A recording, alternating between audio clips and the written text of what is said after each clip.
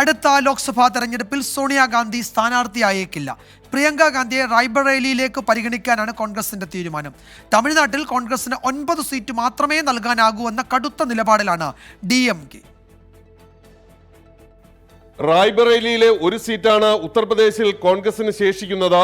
Sitting എംപിമാരെല്ലാം സ്ഥാനാർത്ഥിയാകണമെന്ന വ്യവസ്ഥ പാലിച്ചാൽ സോണിയാഗാന്ധി തന്നെ ഇവിടെ സ്ഥാനാർത്ഥിയാകണം. എന്നാൽ ഇതിന് സാധ്യതയില്ലെന്നാണ് കോൺഗ്രസ് നേതാക്കൾ നൽകുന്ന വിവരം. സോണിയാഗാന്ധി ലോക്സഭയിൽ നിന്ന് രാജ്യസഭയിലേക്ക് മാറും. കർണാടകയിൽ നിന്നാകും പാർട്ടി സോണിയാഗാന്ധിയുടെ രാജ്യസഭാ പ്രവേശനം ഉറപ്പാക്കുക. റായ്ബറേലിയിൽ പ്രിയങ്ക ഗാന്ധിയെ മത്സരിപ്പിക്കാനാണ് സാധ്യത. തമിഴ്നാട്ടിലെ സീറ്റ് വിഭജനവും കോൺഗ്രസ് ദേശീയ നേതൃത്വത്തിന്റെ താൽപര്യങ്ങൾക്ക് വിരുദ്ധമായി മുന്നോട്ട് പോവുകയാണ്. നാളെ സീറ്റ് വിഭജന ചർച്ചകൾ നടക്കാനിരിക്കെ 9 സീറ്റ് മാത്രമേ പരമാവധി കോൺഗ്രസ് പ്രതീക്ഷിക്കാവൂ എന്ന് DMK വ്യക്തമാക്കി. ബംഗാളിലും തൃണമൂൽ കോൺഗ്രസിനെ അനുനയിപ്പിക്കാനാണ് കോൺഗ്രസിന്റെ നീക്കം. ഇതിന്റെ ഭാഗമായി ഡെറിക് ഒബ്രിയാനെതിരായ വിദേശി പരാമർശത്തിൽ ആദിർ രഞ്ജൻ ചൗധരി ഖേദം പ്രകടിപ്പിച്ചു. ആദിർ രഞ്ജന്റെ നീക്കങ്ങളെല്ലാം BJPയെ സഹായിക്കാൻ ഉദ്ദേശിച്ചുള്ളതാണെന്ന് തൃണമൂൽ പരിഹസിച്ചു.